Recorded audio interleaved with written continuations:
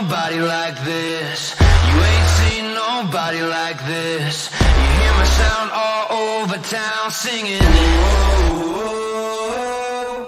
You ain't seen nobody like this. You ain't seen nobody like this. You hear my sound all over town singing. Whoa. I think there's something in the water. If you wanna take a sip, but be careful what you wish for. The faint of heart can't handle it. Everybody wants a piece of someone else's prize, but it ain't free, it don't come cheap. Only the strongest will survive. You ain't seen nobody like this. Good evening and welcome to a special edition of SA Soccer Roundtable. Joining me tonight is Royce. Rafa's still having internet issues down in Del Rio while he's handling some family business. Hopefully we'll be able to see him at the game tomorrow. I think he mentions he's going to drive back up, but hopefully you're doing well, Rafa. And like I said here, Royce, how are you? I'm here, man. It's been a long time since we've done one of these, and honestly, my mind kind of thought the season was a done thing just because we had the little COVID pause, and hope all the players, and the coaching staff, hope everybody's feeling all right. But it's been a while. It's been a while since I've even thought about SAFC soccer, so it's kind of weird. Yeah, it's a weird 20 days, and we had a show on Monday, which we had Matt Pollard on, managing editor of Last Word on sports.com/soccer, and he kind of talked a little bit about Kortne Ford and his story. So if you haven't listened to it, please go back or watch it on YouTube channel here for that here. But it was just me, so I thought I would just see if Royce was available to kind of discuss a little bit more tactic-wise, because not only Ford coming in, but we also have a returning and a player being shipped out. So, and a pretty big matchup coming up on tomorrow night against first place and most likely the Copa Tejas winner, El Paso Locomotive here. So, starting out here, we'll get your thoughts on the new addition of Kortne Ford. He's a loanee from Colorado Rapids, for that here. When looking at the release here, the Rapids general manager, Mr. Smith, I forget how the exact pronunciation of his first name, I apologize, but one thing that stuck out to me was, we're confident this loan will provide him an opportunity to accelerate the process he's made by earning consistent playing time. And in the discussion with Matt Pollard, he mentioned that he's been healthy all season. He's been practicing. So that line tells me that he's coming to San Antonio to play. So your thoughts on Kortne Ford coming to San Antonio there, Royce? It's a Padraig, by the way. Like, there's a golfer. Anyway, it's a pretty. I didn't want to butcher it a second time. It's an Irish name. It's fine. I think Patty's fine. Anyway, Padraig. It's exciting. His story is nothing but inspiring, and that's one thing that SAFC has definitely had. Or we have some players with some fantastic stories. I remember Josh Yarrow was had a great story. Obviously, Mike Lahoud had a fantastic story as well, and this is just kind of a job up in Austin FC for that evil team. But you got to give him credit; he's doing very well on the announced team up there.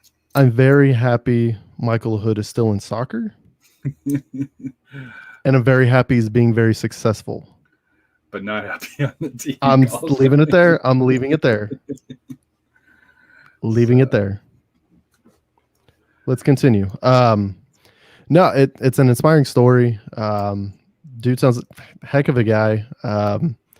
And hopefully now that he can get some game time here in San Antonio, hopefully he really shows that quality that he had a few years ago before kind of his string of unfortunate injuries. But we'll see what he can do, and I'm looking forward to him. Looking forward to having him in the San Antonio FC family, and looking forward to Looking forward to see him on the field. And I think he's got a lot to play for, because he's got to show, in my opinion, he's got to show that he still has the ability. Even though Matt said, the Rapids like him, let's be honest, the MLS is a high quality league, for the United States here. For sure. And, I don't know what his contract situation is or anything along those lines, but to me, he's got to come down and, he's got something to play for, which excites me, for that here. The second move, which I think caught everybody, by surprise, and this was announced by San Antonio FC and USL Championship. Out, Emil Cuello headed on a loan to Sac Republic, and coming back to San Antonio, Mr. Mitchell Taintor, another center back.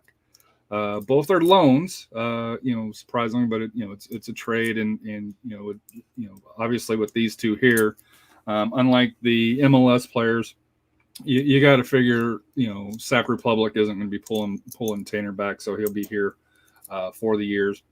I did see from the striker Texas, Jonathan Check, he did ask Marcina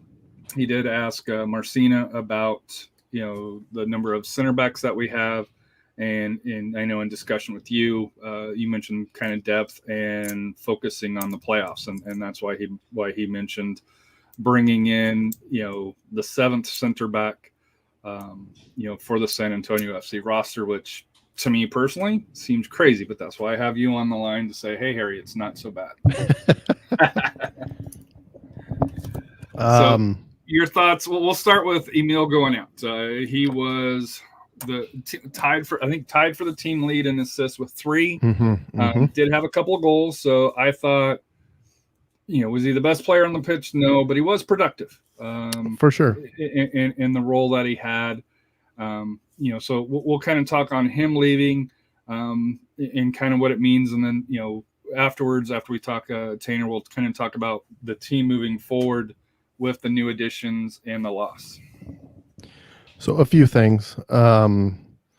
So let's see. Let's go with number 1 off the top. Good luck to Cuello at Sac Republic. That team needs goals, and that dude has a quality to score some goals for sure. If you remember, just before the COVID pause, they released the video of him with that strike outside the box, which is something that Rafa's asked for, where it looked like they were really trying to clear zone 14 right there in front of the box, and he bent a nice one in training in the upper right hand corner. So I thought they were kind of alluding, hey, second half surge, watch for Cuello. What do I think happened? So number 2, Cuello had been played out of position, out of necessity a lot this season, with PC down and with Lima having to play the left wing with or left back and left wing back whenever we'd have 3 in the back. Whenever we'd have to do that because Maloney was hurt and PC was hurt, he had to play that 8 role. He had to basically play the 6 almost, and that's not him. He is an offensive midfielder. He's an attacking midfielder, and you could tell that that's not where he's used to playing, and I don't think he was all that motivated to play there. But he did the best he could. He's just not a defensive midfielder, man. Number 3, I think he was getting back at the pace that a 10 and a playmaker needs to be. I remember clearly being at the Bold match, hashtag my birthday match. He had a lot of chances. Hashtag we want 4. He had a lot of chances that he just lost in his feet. He took too long. He took an extra touch. He was half a yard behind everything. And if he would have been on his game, that would have been a bloodbath. That would have been an ugly game, and we would have scored probably 7 on counterattacks. But he just, you're not going to score every single chance you get, but at the same rate, he had a lot of really clear-cut chances he just didn't take. But I think that's because the speed of the game, he was finally getting in that because he was finally playing a 10. He's finally playing an offensive player. At the same rate, San Antonio FC is about to play 7 games in 21 days. That's dumb. I mean, averaging out, they're going to play a game every 3 days for the next 3 weeks. Dumb. And some of them are cross country trips Yes, where they go and to that Utah. I think that's the big thing is and it could be something that this affords a little bit of flexibility. When you're tall, I'll say this: when you're tall, I'm 6'1", commercial flight sucks. Period. What this could allow Marcina and Tim Holt to do is you could send a center back pair, or you could send 3 center backs and keep them on the West Coast, and then send 3 center backs, keep them on the East Coast. So you get used to that timing. You only travel once. Everybody can meet back in San Antonio. So you get, 3 guys go wait in New Jersey. You get 3 guys in Real Monarchs and Salt Lake City, and then they'll just stay there and then go to Sacramento, because there is 1 week where we go Saturday, Salt Lake City, Wednesday, New Jersey, which is a cool 2,000 miles away, and then a 3,000-mile trip back to Sacramento. So you could do that. You could split up. You can have 2 squads, 2 center back pairings, 2 center back squads, like I said, 3, and just have 1 travel with the team. And you could do that. And let's be honest, but the Red Bulls aren't the strongest either. No, but they do have MLS talent. Especially at home, they can surprise you. We saw that earlier this season. They've had some results at home that were surprising. At home, much like the Lights surprised us, they can surprise you. And the same thing with Sac Republic. They might not be in the midst of a great season.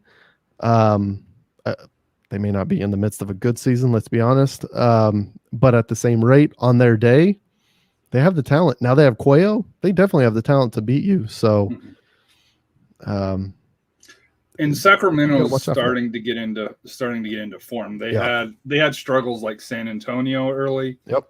But like they're San on Diego. A 5 or 6 game. Yeah, unlike San Diego, they're on, I think, a 6-game winless or pardon me, 6-game winning streak, not winless, winning streak. Is it a winning streak, or is it just a 6-game point streak? They haven't lost, I want to say here. Well, that's what I mean. You could just say a point streak. That means draws and wins, but yeah, either way, I got you. Their numbers lately have looked really good, and we're going in pretty cold to these 3 matches. These next 7 matches. Who are we kidding? So, but and to me, unbeaten. That's the correct word there, Robert, is unbeaten streak. So yeah, their last loss was to Orange County on July 10th. Since then, they beat the Lights 2-1, tied Orange County again, beat the Red Bulls 3-1, tied Tacoma, tied Oakland Roots 0-0, beat the Lights again, tied Rising 0-0 in Phoenix, which was impressive, which was their last match. And then this week they face San Diego, the fighting Donovans for that here. But so out is Cuello. In Mitchell Taintor. Last time we saw him, he was having some nice words with Mr. Sandoval from New Mexico. Which, who hasn't? This guy has preseason. So, yep. So I thought Mitchell did a great job last year. For sure. I'm a little surprised he came back. The only thing that kind of concerns me is he went from starting in Sacramento to falling out of their starting lineup. So, and like I said, systems are a lot of things here. So to me, that's the only thing that kind of gives me a little bit of pause. And outside of, he's our 7th center back that we have on the roster. Right. And to me, I thought our center backs, have been good. Outside of being injured, and that's probably what, that's what the issue is. Uh, that yes, I'll also say that, and it was featured prominently on the San Antonio FC social media pages. Um, Taintor is also very good in set pieces. That is one thing that our team is really designed around, and we've kind of not been as successful in set pieces. So maybe he adds a new twist, an upgrade in some venom for set piece work. Um, maybe that went a long way. Is leave him up top on corner kicks, and aim for him because he really does attack the ball very well.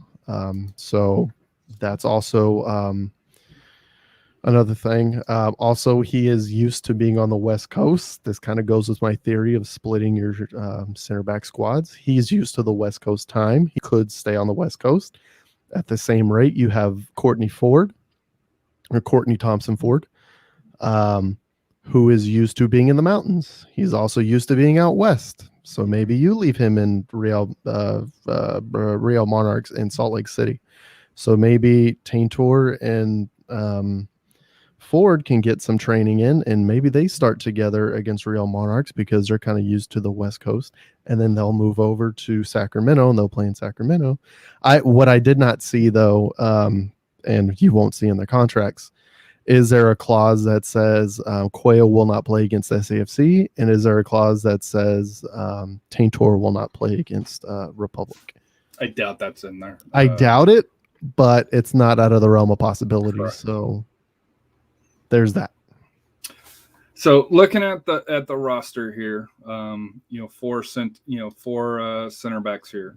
We got Liam Doyle, Axel Schulberg, Jasser Kamiri, Hashtag Tunisian Terminator, Joaquin Varela, Taintor, and Ford. And DePlane's played that, but I'm wondering if he's going to be more back to his left back, right back. So the right back, I don't think so. What DePlane is going to do, and this is what DePlane was really, really good at earlier this season, is basically playing in that Axel Schulberg spot as the middle center back. We'll see. We'll see what happens. I mean, God, there's so many possibilities with this lineup now. It's very defensive heavy, and that's one thing that Marcina has always been, is defense first. Sort out the defense, sort out the midfield. The attack is, it'll take care of itself. You have Nathan, you have Gallegos, you have Epps, you have incredible talent up there. It can take care of itself. But at the same rate, you want to solidify that midfield. You want to solidify that back line. So, and that's kind of where this is going. And also, every single one of those, all 7 of those center backs, beasts. Yes. Just physical as all get out. This is Marcina ball. And a physical team playing 7 games in 21 days. That's why you need 7 center backs. So here's my concern, and I've had a day or two to think about this. Because at first the old day or two Harry panic. Yep. Is the midfield. And how that impacts. So you got Leo, you got Ollie, you got Cam. PC's back healthy. Thank God. At the knock on injury wood. report, he was not on the injury. He was not. The only person on the injury report was Patino, and he's still dealing with a stress fracture. So hopefully he comes back. But everybody else, as far as we know, 100% healthy. So, or at least not injured enough to where they're doubtful or on those lines. Okay. So we'll leave it at good that. enough to play. Cleared to play. Cleared to play. Yes. There we go. So you got Epps, Lima, Hapano, Jose, and Abu. Hapiao. Sorry. For that here. So PC comes back. Mm-hmm. Knock on wood. For that here. Abu, does he go to the bench? Maybe. Or maybe Abu and PC start next to each other. And you give Lindley a rest. At the same time, you also have Lima, who can play as an 8 or he can play as a 6. I mean, kind of an embarrassment of riches right now in midfield, and we need that because we're going to need that in these next 21 days with the 7 games we're going to play. You're going to see all different lineups. You're going to see you're going to see Lindley, Lima, PC, and Abu in the middle. And those are we'll get to my lineup later, but those are going to be the guys in the middle, and you really need those guys to solidify as the double pivot, whichever 2 of those 4 end up starting, and then you build around them. At the same time, the backups, so we can go kind of depth chart wise who is going to back up who. So those are the 4 midfield. We obviously have 7 center backs who can start whether you're going to do 2 at a time or 3 at a time. On the wings, you're either going to have fullbacks or you're going to have wing backs, and those guys are obviously going to be Gleedle and Maloney. Mm-hmm. Their backups on the left is Gleedle's backup on the left is going to be Lima, and PC could back up. So you have those two in the back, depending on who you put in the middle. At the same rate, on the right with Maloney, his backups are going to be DePlane, and also Cam Lindley can probably. He did play earlier this season as a right back. Not his ideal spot, but he pretty damn good. Yeah, not the most ideal, but he can do it. So that's all of that. There's a lot of depth there as far as, from outside in and back. There's plenty of depth there, and we're probably going to need it for this big push for the playoffs. But we have I'm going full Italian. We have a healthy lineup, and there's a lot of depth. And like I said, we're going to need that during the stretch. And up top, and this is the reason why I'm wondering why Marcina thought that he could fill the role that Cuello played for here. I'm gonna get to that because I know exactly what's gonna happen. Continue. I think it's going to give the opportunities. Set me up. Okay. To the youngsters. Ollie Wright, I think he's done a lot better than what most people thought coming in. So Ollie Wright's killing it, man. Ollie Wright's killing it. It's just his defending, which he's not there for. His defending has been a little lackluster and disappointing. Everything else has been plus. Absolute plus. Plus. And then the one that I think probably gains the most out of this is Leo Torres. Because I have a feeling Leo's been showing stuff in practice. And because there's been a logjam up top there, I think this opens up a spot to where he could possibly get more action than with Cuello on here. So, okay. and we know that, SAFC likes to promote their young kids, and he's the one that he's a year and a half in on his contract now. Because he signed last year. It's getting close to 2. It's getting close to 2 because I think he's 17 now. So it's getting. He signed when he was 15. He really hasn't signed. He really hasn't played a whole lot on the first team minutes. So, to me, I think this second half where you mentioned, hey, there's going to be rotation within the roster. I personally think as far as kind of filling the role of Cuello, it's going to I see the 2 youngsters, but we will see. Did I set you up, or am I way off base? Oh no, not at all. Show the lineup that I sent you. Let's see here. Let's show it here. All right. So what I think is going to happen is, I think we are going to go. This is one of the questions you asked. Either this, you can see this as a 5-2-3, a 5-3-2 in a certain way, or a 3-4-3, but I think it's going to set up as a 3-4-3. Schuberg, like I said, you can kind of fill in for him. You could put DePlane there. Doyle, instead of Doyle there, you might be able to put Ford. I don't know if Ford is right or left-footed. That's my big question, because if he's left-footed, you can definitely put him out there. You could put either Varela, who's still recovering from a separated shoulder, doesn't just heal. That takes a while. So he can play, but I'm sure he's still dealing with some shoulder issues. You can also put Kamiri out there. So you have plenty of depth. Taintor can also play on the left. Pretty sure that's where he had been, is on the left side. So you can fill in just a lot of different combinations there in the on the back line. We've already gone through that.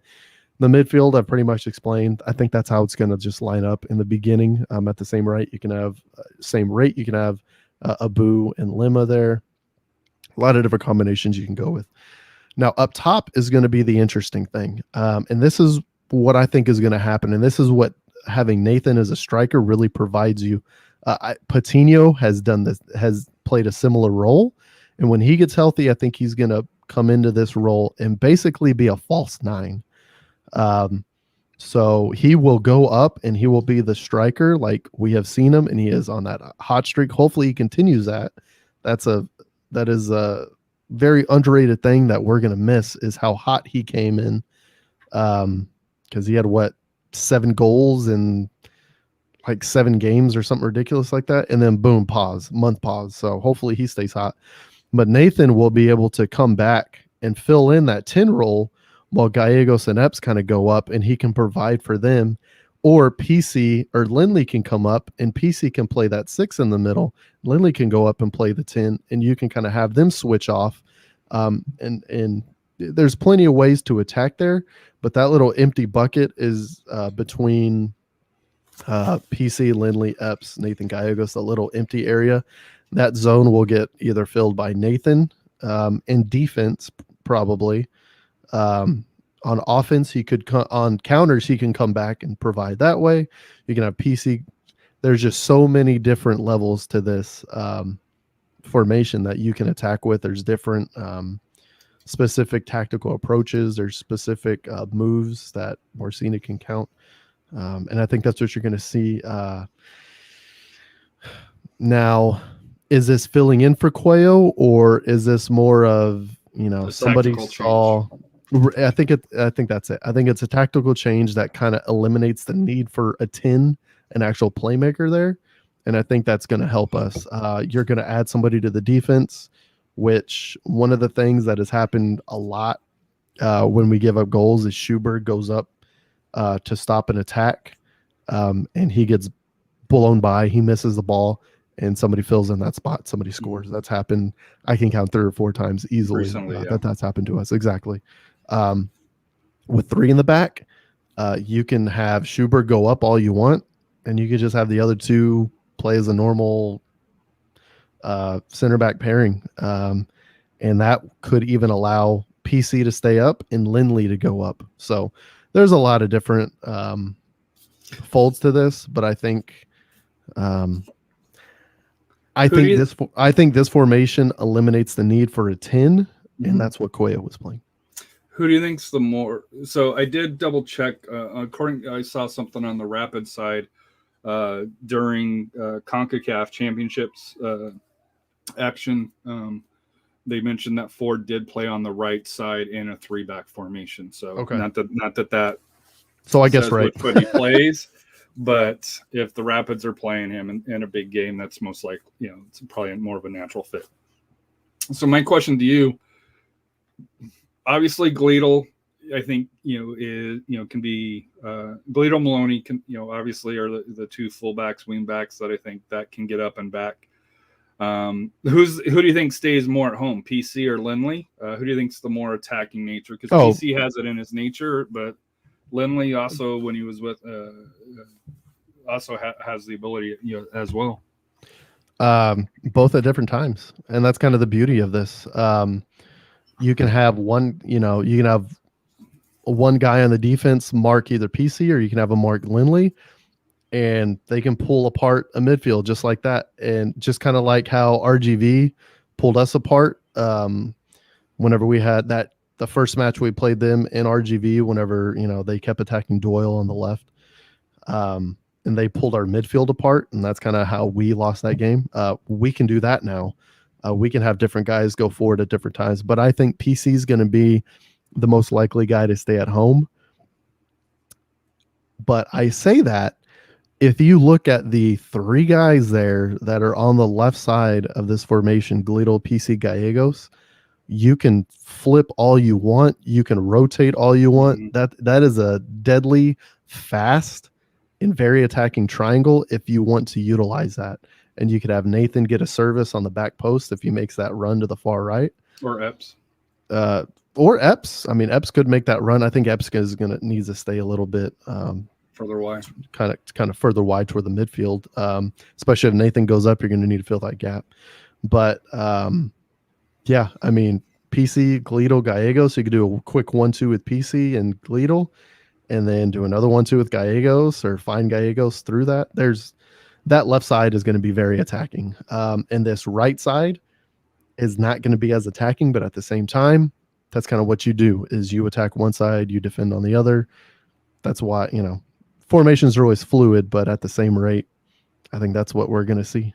So, and we've seen Epps and Jose flip as well. So yep. We have seen Nathan, Epps, and Gallegos flip, all rotate into different positions. And that's another big twist that they have done constantly, is you'll see Epps up top, you'll see Gallegos up top, and you'll see Nathan come all the way back in midfield. So those three, as I've said a few times, those are like the top three for Liverpool. That is like Mane, that is like Salah, and that is like Firmino, because they just rotate. They're always rotating. They're always providing for each other and giving each other clear-cut chances. So turning the attention to El Paso. Since the last time we were on, we went to El Paso. It was a pretty convincing win by El Paso. I hate to say yes, it was. Yes, it was. They rolled over San Antonio. Yep. They've been rolling over everybody. Although last week I think RGV did press them a little bit, and I think if RGV gets that second goal, I think if Lucho Solniak doesn't go full magician, I think RGV may pull that off. What a goal! I know he's former San Antonio FC. But exactly, that's what he's known for. That's what he's done his entire career, and that's why he's still making big bucks playing soccer. Is he has that ability, and it's ridiculous. Yeah. So I listened to Seriously Loco today, and if you haven't, they do a great job covering El Paso, and they kind of recap their last few games. But they did touch base a little bit on San Antonio, but because we haven't played for 20 days, it's a little bit kind of hard to see or to know, kind of what form that we're going to come out with. They did kind of think that if, to get ahead of San Antonio, you probably want to get on them early in the first half, because they're probably going to come out a little bit rusty along those lines here to get until they get their legs under them. Second half will probably be a little bit cleaner, or not cleaner, but the legs will probably be a little bit more active at that point here. Your thoughts on facing El Paso for the third time, and knowing that the first match, I think it was a pretty even match. We can talk about the penalty all we want, but bottom line is they got the result. El Paso, they dominated, through there here, and that was the first time that we kind of tinkered with the lineup on here, which at the time was a little bit eye-opening, but I think for Marcina, it kind of let him know that he still needed some more pieces to be able to do what he wants for the playoffs. And, let's be honest, El Paso is going to be one of those teams that you're going to have to get by for that here. So with the final matchup here in San Antonio for this season, most likely versus El Paso, how do you see that match going? What's going to be interesting is the thing that Marcina has not figured out how to negate, and it'll be interesting to see what he tries this time, is that Luna and Lucho combination. And in the first match, you had basically a dedicated defender on Solniak just to eliminate him, just to nullify him. And what did he do? He did a very smart thing, and it was directly from the coaching staff.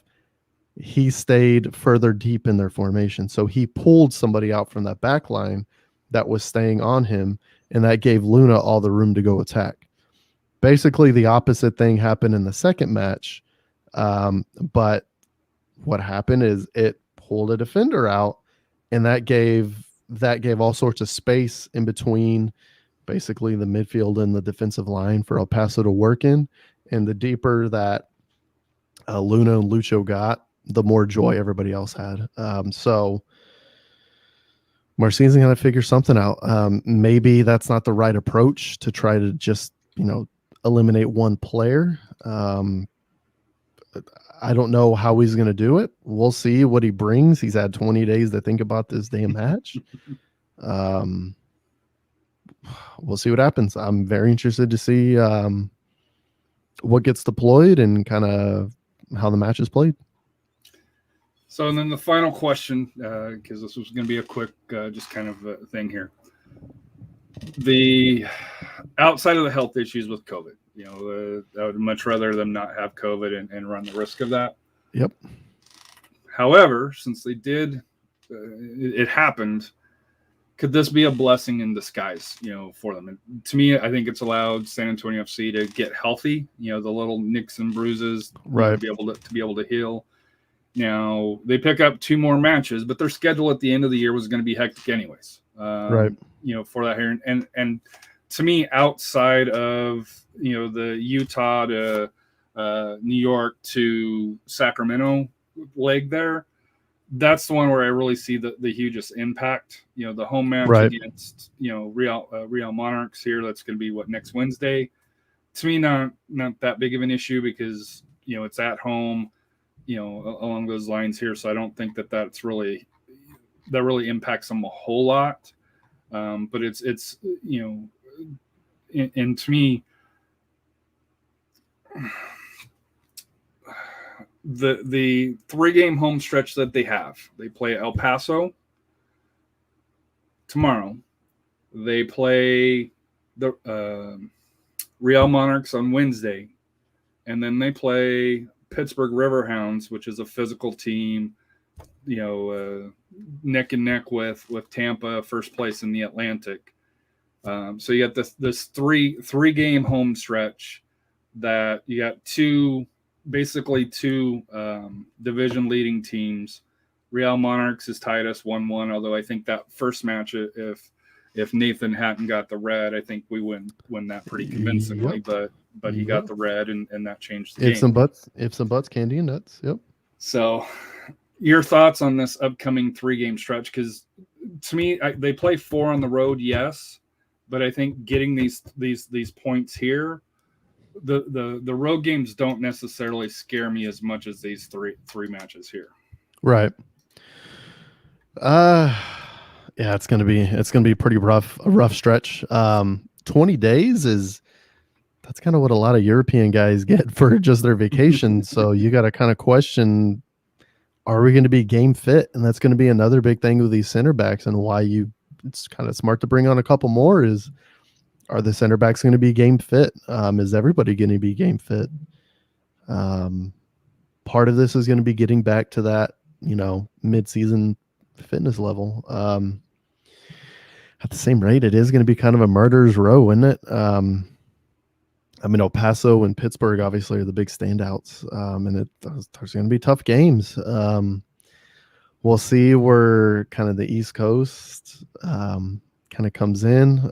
It's going to be we'll see how the weather is, but it's probably going to be a lot hotter here. We'll see how they deal with that. But yeah, no, that El Paso match tomorrow is going to be a tough one, and we'll see how it goes. I've seen stranger things, but we'll see if we can get one back from those guys. I still think San Antonio takes. This is going to be my hot take. I think San Antonio takes 7 points out of the 9 here. Very hot take, because I don't. I think they get the win against Pittsburgh. Okay. I think they get the win against Real Monarchs. Real. Mm-hmm. They have to get that one. Mm-hmm. And El Paso's the one. I don't think El Paso gets the win in San Antonio, because I do think that they're going to have it, have a tougher time this time here. San Antonio played them very tough. If El Paso comes out and gets the Solinek special, with the goal in the first minute, then hey, we may be in a little bit of trouble. But if San Antonio, I don't want to say parks the bus, because I don't think they'll ever park the bus, but right. Very, very tight defensively. It's kind of that 0-0, kind of slugfest to start. Right. until halftime, and then I think in the second half they can make their move. To me, and it's no disrespect to Pittsburgh or Real Monarchs. I just think the West is better, and Real Monarchs got rid of their starting forward Martinez. They loaned him to San Diego, so they're not as strong as they were. Right. The last time we played them. Pittsburgh's a quality team, but I think at home that'll be the third match. So and if everybody's healthy, I take our talent against anybody's talent, and especially here in San Antonio. So to me, I think looking at these 3 games, and if you want to add, it's funny. I consider the Bold a home match as well because it's a bus ride up, but bus ride back. And unfortunately, you're playing in front of friends and family up there. At this point, for the Bold, to me, they've got 4 matches here.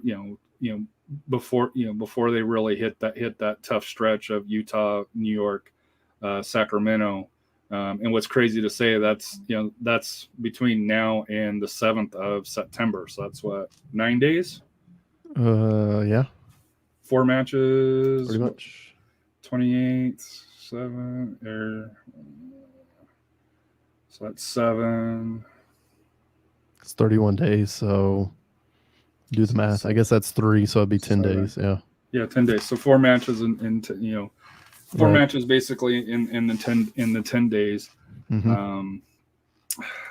Like I said here, I think for these first 3 here in San Antonio, I'm thinking 7 points coming out of that, and wouldn't shock me if they sweep all 3. I think you're going to get 4 points. I'll be the be the Debbie Downer. I'll be the wet blanket. You can't be Jonathan Check. We already got a Jonathan Check. Come on.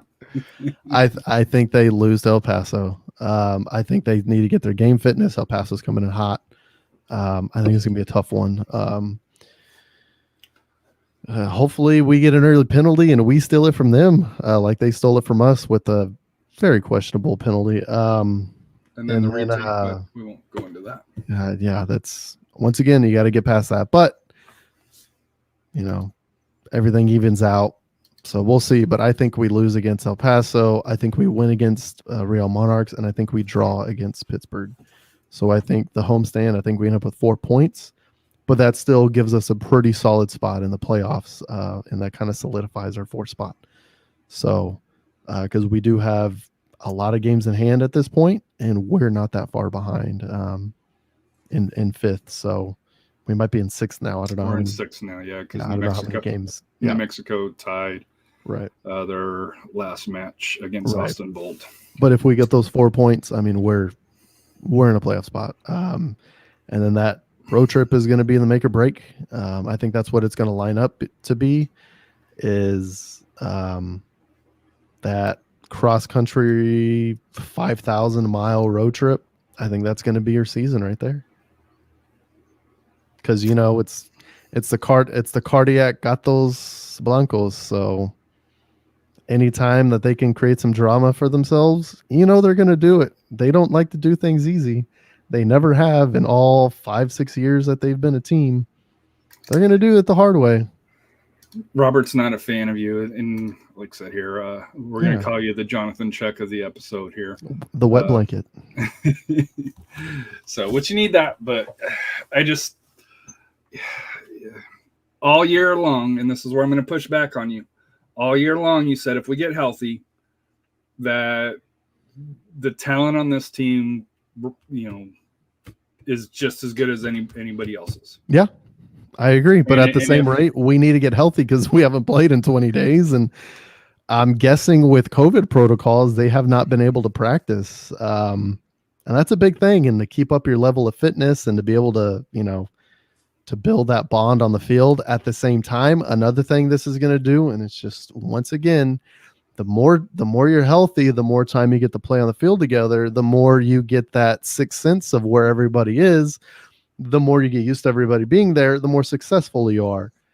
That's why I think we lose to El Paso. But what that does is that helps us solidify one formation that a starting lineup starts in, and we go on from there and we're successful from there. I just think, like I said, these first 3 games we'll get 4 points out of, but beyond that, I think we go on a bit of a an unbeaten streak, and I think SAFC is ramping up to solidify that second spot. So we will host a playoff match, at least one. And that's why I say if you're going to try to get, if you're getting 4 points, you're sneaking into the playoffs. Yeah. If you're getting 7 points, you're contending with Colorado Springs for that second spot. Oh no, for sure. And Colorado Springs has had some difficult results as well. They've really kind of left it out. They really could have solidified that second spot a month ago, and they have just had some disappointing results, but you got to take advantage of that. And like I said, I think SAFC starts off a little bit slowly with these 4 points, but they just take off from there.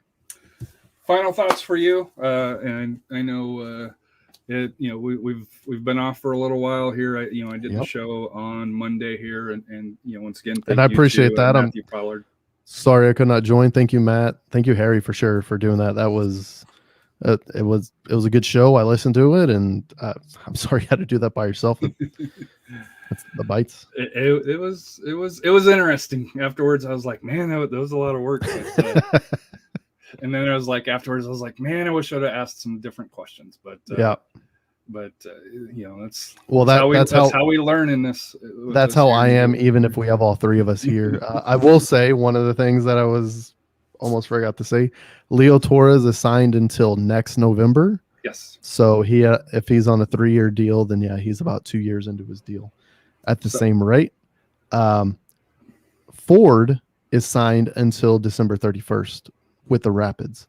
So this is kind of his trial to secure his playing career in the MLS. So we'll see how he performs. And like you said, he's here to play, and that's why I think he's going to start that first game. So with Kamiri, is there any way you see Kamiri, Ford, and Taintor, or do you think Taintor?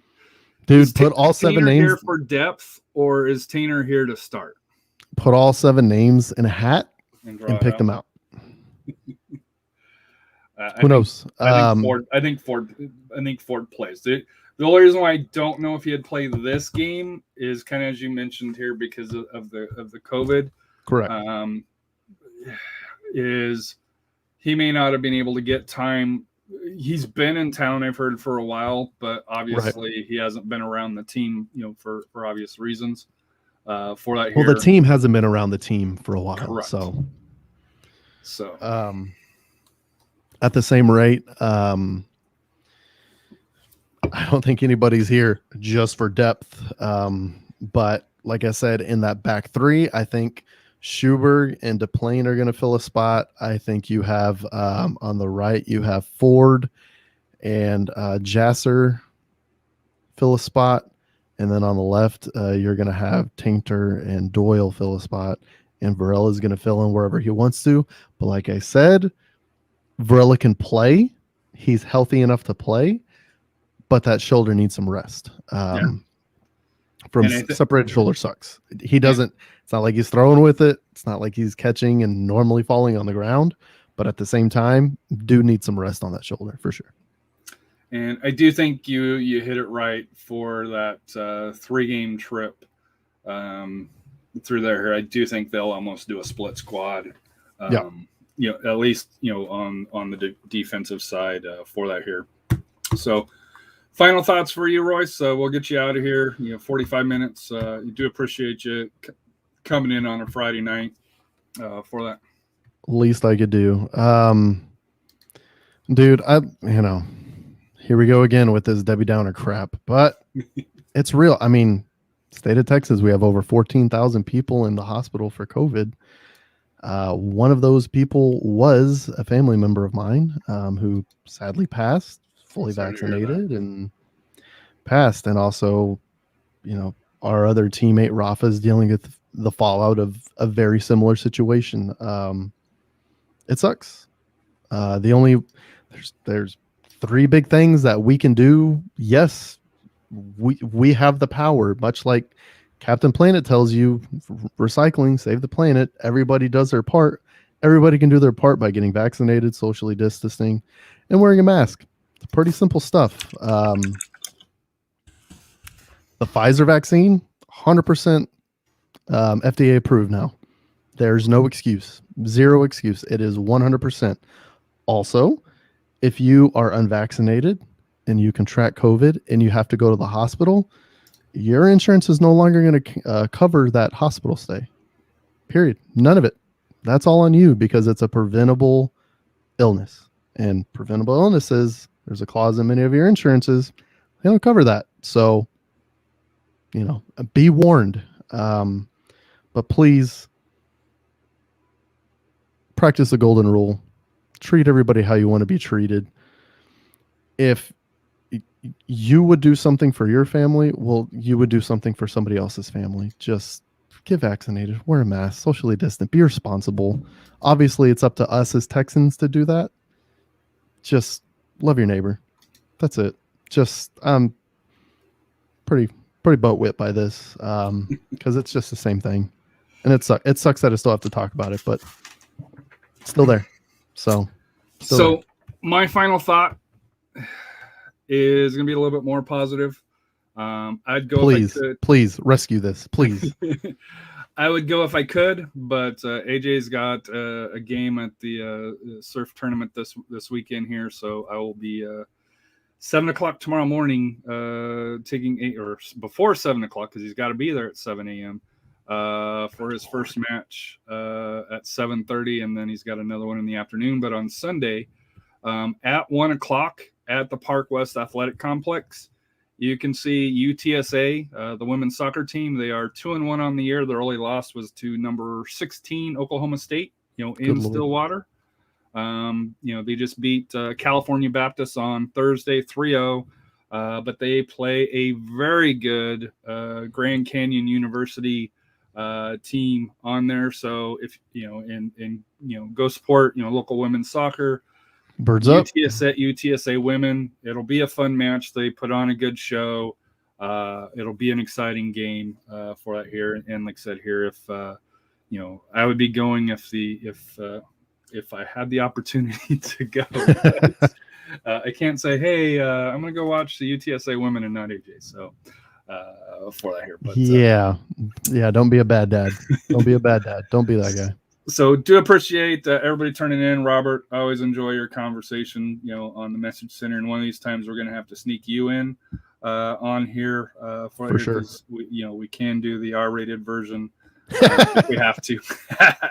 So we may do a Robert special for that here. But do want to thank everybody. Like I said here, as Royce mentioned here, please get vaccinated. Please wear a mask. If you're not going to do it, for yourself, do it for your family members, do it for your community. Do it for the kids. Do it for the kids who can't get vaccinated. Come on, man. But Rafa, like I said here, hope things are doing well for you. Hurry back whenever you can. Take your time. Take your time, Rafa. We miss you, but take your time, man. Take your time. If you need a distraction, like I said here, whenever you're ready and you have internet, this is where we need the what is it? What's the bill in Congress that their infrastructure bill? Exactly. If we can get that passed through, maybe get Del Rio a little bit better. We need to get Google Fiber to Del Rio stat for sure. So, but appreciate it, guys. Thank you for tuning in. And what's life without goals? See y'all.